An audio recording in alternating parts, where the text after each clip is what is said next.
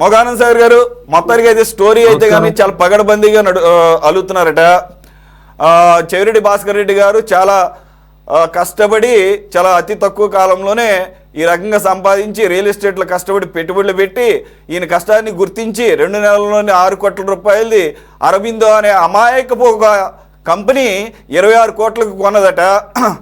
మరి ఎలాగో మీరు దీన్ని డిఫెండ్ చేసుకుంటారు? ఐ మీన్ సిట్ ఇచ్చేటటువంటి ఈ రకమైనటువంటి రెవల్యూషన్స్ అని అంటున్నారు. ముందుగా మీకు ప్యానల్లో ఉన్నటువంటి పెద్దలకి హృదయపూర్వకమైనటువంటి నమస్కారం. లిక్కర్ స్కామ్ అనేది వైసీపీ పార్టీకి లివర్ లాంటిది, కార్జ్యం ముక్క లాంటిది. ఆ లెవర్లే పోయినాయి కదండి, ఆ దెబ్బ ఎగిరిపోయింది. ప్రజలకు లివర్లు పోయినాయండి, వాళ్ళకి మాత్రం లివర్ బలిసిపోయింది ఈ డబ్బుతో. కాజ్యం ముక్క అంటారు కదా, నాన్ వెజ్ ప్రియులు కాజ్యం ముక్కను బాగా లైక్ చేస్తారు. ఆ కాజ్యం ముక్కలాగా దొరికింది వైసీపీకి గవర్నమెంట్ లో లిక్కర్ అనేది. లిక్కర్ విషయంలో కూడా వాళ్ళు బుకాయిస్తున్నారంటే చాలా హాస్యాస్పదంగా ఉంది. బుకాయించడం కూడా రావట్లేదు. వాళ్ళ ఆర్గ్యుమెంట్స్ ఎలా ఉంటున్నాయంటే నక్కకి నాగలోకానికి తేడా తెలియకుండా ఉంటుంది, భూమికి ఆకాశానికి తేడా తెలియకుండా ఉంటుంది. ఇది కరెక్ట్ కాదండి. రాజకీయాల్లో ఉన్నాం కదా అని చెప్పి, ఒక పార్టీలో ఉన్నాం కదా అని చెప్పి వాస్తవాలను వదిలిపెట్టి నేల విడిచి సాము చేయడం అనేది కరెక్ట్ కాదు. వాగ్వాదానికి కూడా కొంత అర్థం పరమార్థం ఉండాలి. విజయసాయి రెడ్డి చెప్పేదాకా ప్రభుత్వానికి లిక్కర్ స్కామ్ తెలియదు అంటున్నా. ఏదో డబ్బు అంటే 11 కోట్లు, 11 కోట్లు ఎవరు పట్టుకెళ్ళి పెట్టారండి అక్కడ? ఇప్పుడు ప్రభుత్వం అటువంటి మాల్ ప్రాక్టీస్ చేయాలంటే సరాసరి ఈ కేసులో జగన్మోహన్ రెడ్డిని అరెస్ట్ చేయొచ్చు. చంద్రబాబు నాయుడు తీసుకెళ్లి రాత్రి తీసుకెళ్లి స్కిల్ డెవలప్మెంట్ కేసులో పడేయలేదండి, లోపల 53 రోజులు పెట్టలేదా? అలా చేయొచ్చు. కానీ ఇక్కడ ఉన్నటువంటి ప్రభుత్వం ఎలాంటిదంటే ఇది డెమోక్రటిక్ సిస్టమ్ లో తూచా తప్పకుండా ప్రయాణం చేసే ప్రభుత్వం. చంద్రబాబు నాయుడు గారు ఎవరు ఏమనుకున్నా ఈజ్ ఎ డెమోక్రటిక్ మ్యాన్. ప్రజాస్వామ్యాన్ని ఉల్లంఘించడం, రాజ్యాంగాన్ని ఉల్లంఘించడం ఆయన డిక్షనరీలో ఉండదు.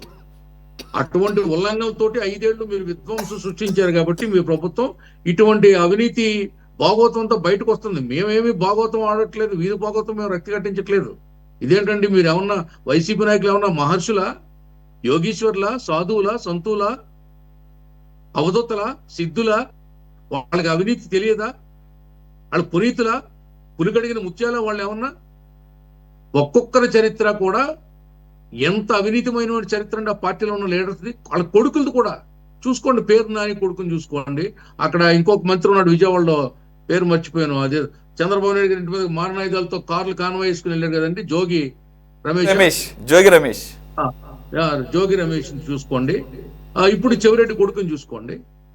ఆ కొడుకులు, తమ్ముళ్ళు, భార్యలు, అక్కలు అందరూ అవినీతి 5 ఏళ్ళు. ఇవి తెలుగుదేశం పార్టీ కొత్తగా ఏం చెప్పట్లేదు. ఈ రాష్ట్రంలో ఉన్నటువంటి అన్ని రాజకీయ పార్టీలు 5 ఏళ్ళుగా చెప్పుకుంటూ వచ్చినాయి. మీ లిస్టు, అవినీతి లిస్టు చదివితే చాంతాడంత ఉంది. 8 కంపెనీలు, డొల్ల కంపెనీలు పెట్టాడు. ఆయన ఇంట్లో సోదా చేస్తే దొరికినాయి. ఆయన ఇంటి అడ్రస్ తో 8 కంపెనీలు పెట్టాడు.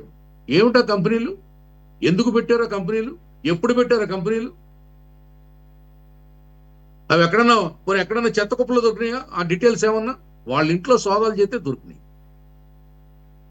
ఇదేంటండి అసలు? ఈ మాట్లాడేదానికి కొంచెమన్నా వాస్తవికతతో మాట్లాడాలి కదా మనం. చంద్రబాబు నాయుడు గారు ఎంత ఆస్తి ఉంది ముఖ్యమంత్రి అంటారు. ఏమిటండి అసలు? ఆయన చరిత్ర ఏంటి సార్? చంద్రబాబు నాయుడు గారి చరిత్ర, ఆయన విశ్వవిద్యాలయం నుండి సరాసరి అసెంబ్లీకి వెళ్ళాడు ఎమ్మెల్యేగా.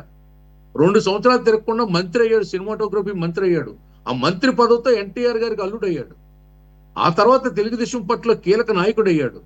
ఆవేళ మీకు తెలుసో లేదో, ఇండియా టుడే లాంటి ఒక జాతీయ పత్రికలో లక్ష్మీ పార్వతి వల్ల క్యాడర్ ఇబ్బంది పడుతున్న సమయంలో ఎన్నాళ్ళి మౌనం చంద్రబాబు నాయుడు అని పతాక శీర్షికల్లో రాయడం జరిగింది, కథనాలు రాయడం జరిగింది. చంద్రబాబు నాయుడు గారు మౌనం గురించి ఏమయ్యా మాట్లాడవేంటి? పార్టీ చిన్నభిన్నం అయిపోతుంది.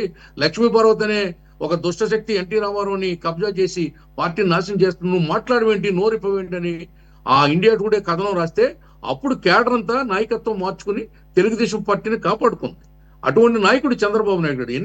ఎన్ని సంక్షోభాలని పార్టీ ఎదుర్కొన్నప్పుడు గట్టెక్కించాడు. ఆయన వ్యాపారం చేసి కోట్లాది రూపాయలు, 1000 కోట్ల రూపాయలు టర్న్ ఓవర్ తోటి హెరిటేజ్ నడుస్తుంది, కంటికి కనపడుతుంది. ఆయనకి 2 ఎకరాలు అంటారు. ఆయన 2 ఎకరాలు కాదండి, 20 ఎకరాల రైతు చంద్రబాబు నాయుడు గారి తండ్రి. చంద్రబాబు నాయుడు గారి తండ్రి ఖర్జూర్ నాయుడుకి ఆయన తండ్రి ఇచ్చింది 5 ఎకరాలు, ఆయన 15 ఎకరాలు సంపాదించి దాన్ని 20 ఎకరాలు చేశాడు. అదే ఆ చంద్రబాబు నాయుడు గారు చదువుకునే రోజుల్లోనే ఆ ఊర్లో పోలీస్ స్టేషన్కి వాళ్ళు స్థలం ఇచ్చారు, వ్యవసాయ మార్కెట్ కమిటీకి పిఎస్సిఎస్ కి వాళ్ళు స్థలం ఇచ్చారు, తర్వాత ఏదో ఇంకొక భవనానికి హాస్పిటల్కి స్థలం ఇచ్చారు. నారావారి వాళ్ళు పల్లెపోతే ఆ స్థలదాతలు ఎవరో మీకు తెలుస్తుంది. మీరు మీ పత్రికల్లో వాస్తవాలు రాసేసుకుని అవే నిజమని ప్రజల మీద రుద్దారు. 19లో నమ్మారు, ఇప్పుడు నమ్మరండి. అవి ఆ రోజులు పోయినాయి. ఆ మైకం ప్రజలు విడిపోయారు. మీ అరాచకం, మీ దోపిడీ ప్రజలు పోసగుచ్చినట్టు ప్రతిదీ కూడా కంటితో చూసి నిర్ధారణ చేసుకునే 2019లో మీ పార్టీని 11 సీట్లకు పరిమితం చేశారు. ఇది వాస్తవం. ఇది మేము చెప్తే ప్రజలు నమ్మలేదు. ప్రజలు కంటితో చూశారు, అనుభవించారు. బాబోయ్ జగన్మోహన్ వృత్తే మన ఇల్లు కూడా మిగల్చడనే భయకంపితులై మిమ్మల్ని బంగాళాఖాతంలో కలిపారు. ఇంకా బొక్కాయిస్తే ఎవరు నమ్ముతారండి? వాస్తవాలు మాట్లాడండి. మీ పార్టీ కొంత పాజిటివ్ మైలేజ్ వస్తుంది. ఇటువంటి అడ్డగోలు వాదనలు చేస్తే, అనవసరమైన రాద్ధాంతం చేస్తే, సిద్ధాంతం లేని పార్టీ ఇప్పటికే కొట్టుకుపోయింది. రేపు చెప్తున్నా మీకు 2026 జనవరిలో వస్తుంది. ఒక్క సీటు కూడా గెలిచే పరిస్థితి లేదు స్థానిక సంస్థలో తెలుగుదేశం పార్టీ. ఎలా గెలుస్తుందండి? అందరూ కూడా అవినీతి పరులే పార్టీలో. అందరూ వీళ్ళు ఏమంటారు? అందరూ శ్రీ వైష్ణవులు అంటారు. మరి బొంగడు రోజులు బుట్టడు రోజులు ఏమైపోయినాయి? ఈ అవినీతి ఎవరు చేశారు? మీ ప్రభుత్వం నిజాయితీ ప్రభుత్వం అయితే ఈ కోట్లాది రూపాయల స్కాములు, లెక్కర్ స్కాముల దగ్గర నుంచి అనేక స్కాములు బయటపడుతున్నాయి. ఈవేళ ఎవరు చేశారు? ఫైబర్ నెట్ నెక్స్ట్ టాపిక్ అదే మనకి. దాని సంగతి చూడండి. ఒకటి సార్, మేము ఏమైనా పార్టీ మనుషులు మీరేమైనా కౌంటర్ ఇవ్వాలనుకుంటే మీరు అన్మ్యూట్ చేయాలి. రమేష్ గారు, నేను అన్మ్యూట్ లో లేను సార్, నేను మామూలుగానే ఉన్నా. ఓకే సాగర్ గారు, రమేష్ గారు తమ్ముడు వినపడుతుందండి? మీరు మాట్లాడింది నేను హాయిగా విన్నా. నేనేమి రియాక్ట్ అవ్వలేదు. దయచేసి వినండి. మీరు అలా కాదు మధ్యలో ఇంటర్ఫేర్ అవ్వకూడదు. సభా మర్యాద కాదు, డిబేట్ కాదు. నేను అంగీకరించను దీన్ని. మధ్యలో అలా కాదు తమ్ముడు, నీకు సమయం వచ్చినప్పుడు నువ్వు ఏది మాట్లాడి నేను వింటా. కాదు నేను మాట్లాడేటప్పుడు నా వెర్షన్ లో డిస్టర్బ్ చేయట్లేదు. చెప్పండి. నేను మిమ్మల్ని క్వశ్చన్ అడుగుదాం అనుకుంటున్నా. అవును, ఇది అయిన తర్వాత అడగండి, తప్పే ఉంది. అందుకే నేను క్వశ్చన్ అడగమంటారా అని మిమ్మల్ని అడుగుతున్నా. అదే ఇది అయిన తర్వాత అడగండి. సరే మీరు మాట్లాడండి. మీరు ఏదైనా మాట్లాడవచ్చు. మీకు ఇచ్చిన టైంలో మీరు మాట్లాడండి. నేను చాలా నా చెవుల్లో అమృతం పోసినట్టుగా వింటాను. ఏం బాధపడం మేము. ఎందుకంటే మీ మాటలు ప్రజలు నమ్మరు కాబట్టి మీరు ఏం మాట్లాడినా మాకు బాధ లేదు. కానీ మేము ఒక తప్పు మాట్లాడినా ప్రజలు ఒప్పుకోరు. ఏంటి తెలుగుదేశం పార్టీ నాయకుడు ఎలా మాట్లాడుతున్నాడు ఏంటి? వీళ్ళ భాష వేరే కదా, వీళ్ళ సంప్రదాయం, వీళ్ళ మర్యాద, వీళ్ళ పద్ధతి, వీళ్ళ సంస్కృతి వేరే కదా. అన్నగారు పెట్టిన పార్టీ నుంచి వచ్చిన వ్యక్తులు కదా. తెలుగు భాషని ఎంతో అద్భుతంగా ఆవిష్కరించే పార్టీ కదా.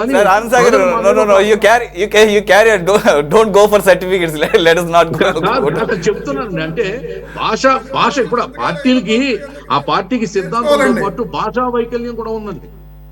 మాట్లాడితే బూతులు, మాట్లాడితే ఇవి.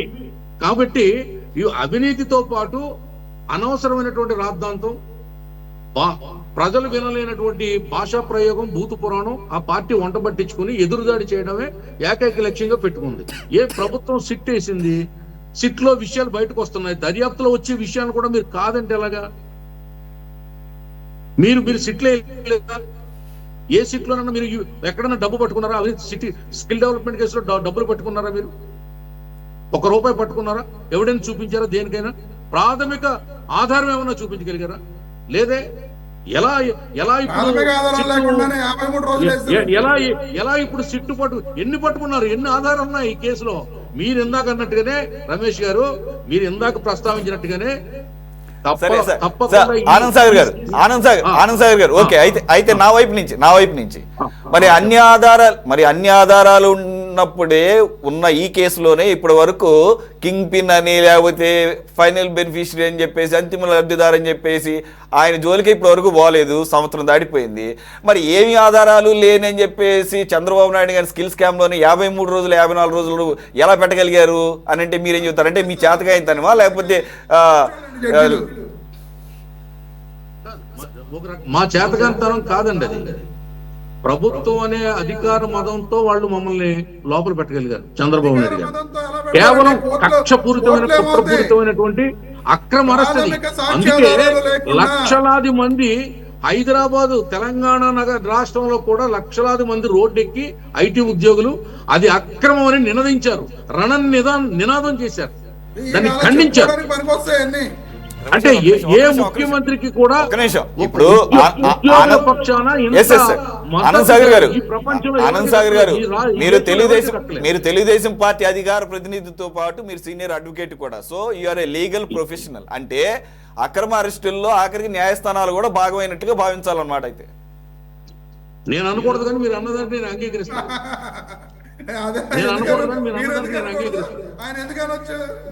రమేష్ గారు మీరు కంటిన్యూ ప్లీజ్. కాబట్టి మీరు ఎందుకు అంటున్నారు అంతిమ లబ్ధిదారుడు ఎవరు అంటే, నేనైతే ఖచ్చితంగా అంతిమ లబ్ధిదారు జగన్మోహన్ రెడ్డి అండ్ శ్రీమతి జగన్మోహన్ రెడ్డి ఈ కేసులో. ఇది జగమెరిగిన సత్యం, రేపు బయటపడబోయే వాస్తవం. ఎక్కడ పోయిందండి డబ్బు? ఇప్పుడు నల్ల మనీని తెల్ల మనీగా మార్చుకుంటాడు, నల్ల డబ్బుని తెల్ల డబ్బుగా మార్చుకోవడానికి ఆయన 8 కంపెనీలు పెడతాడు. అది అబద్ధం అంటారు. మరి ఇక్కడ బ్రాంతి షాపుల్లో నగదు రూపంలో అమ్మారు బ్రాంతి 5 ఏళ్ళు లెక్కర్ అంతా. ఆ నగదంతా ఎక్కడ పోయింది? డిజిటల్ పేమెంట్లు ఎందుకు పెట్టలేదు? దానికి ఒక్క అధికార మొట్టమొదటి నుంచి రాంగ్ వెర్షన్ ఇదే. రమేష్ గారు మళ్ళీ ఆర్గ్యుమెంట్ లోకి వెళ్ళొద్దు. ఎంత దారుణం అండి అసలు అన్ని అరే నిమ్మకాయ కొంటే డిజిటల్ పేమెంట్ ఉంది సార్, కోడిగుడ్డు కొంటే ఉండదు, అగ్గి పిల్ల సబ్బు పిల్ల కుక్క పిల్ల కొంటే డిజిటల్ పేమెంట్ ఉందండి. ఏమిటండి అసలు? లెక్కర కొంటే డిజిటల్ పేమెంట్ లేదు. అక్కడ పేదవాడు రెక్కల కష్టం పచ్చినెత్తురు చురుకుంది ప్రభుత్వం. పచ్చి నెత్తురు చెమట వచ్చినటువంటి డబ్బు సాయంత్రానికి తెచ్చి ఆ షాపుల్లో పోసేవారు. ఎక్కడ పోయింది ఆ బండిల్స్? ఎక్కడ పోయినాయి ఆ కంటైనర్స్? ఎక్కడ పోయినాయి? సో ఆనంద్ సాగర్ గారు అయితే ఇది ఒక లాజికల్ ఎండ్ కి వచ్చేసినట్లుగా భావించాలా? సెప్టెంబర్ మంత్ ఈ సెప్టెంబర్ నెలాఖరు నాటికి పూర్తిగా పుస్తకం ఓపెన్ అయిపోద్ది. ఎవరైతే ఇందులో దోషులు ఉన్నారో, అంతిమ లబ్ధిదారులు ఉన్నారో వాళ్ళిద్దరూ బయటకు వస్తారు. ఇందులో సందేహం ఏమీ లేదు. Okay sir.